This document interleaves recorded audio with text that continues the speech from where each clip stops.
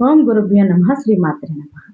ఏంటంటే జ్యోతిష్యం మీద అవగాహన కోసం చెప్పేదేంటంటే, మనం ఏంటి రెమెడీలు జేసుకోవాలి అనంటే, మనం జపాలు జేయించుకోవచ్చు, హోమాలు జేయించుకోవచ్చు, నవరత్న ధారణ చేసుకోవచ్చు, మీ పూజలకి మీరు పూజ జేసుకోవచ్చు. మీరే పూజలు చేసుకోవచ్చు. ఇప్పుడు కాలసర్ప దోషం ఉంది. జంట నాగులకి పూజ చేసుకునే విధానం ఉంది.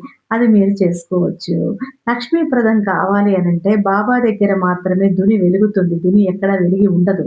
హోమాలు చేయలేని వాళ్ళుంటారు. "అమ్మా మేము హోమాలు చేసుకోలేము.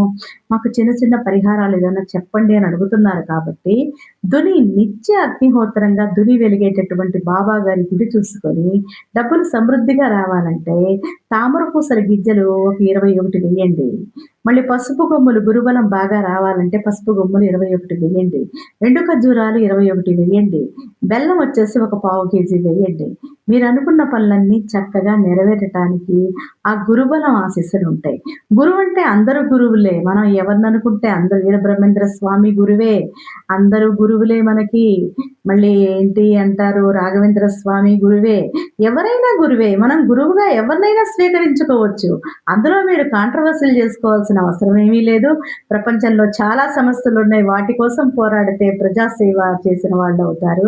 దయచేసి ఎవరి వ్యక్తిగతానికి, ఎవరి దేవతల్ని వాళ్ళని వదిలిపెట్టి మీరు గూడా మీ ఇష్ట దేవతని మనస్ఫూర్తిగా ఆరాధించుకోండి. శుభం.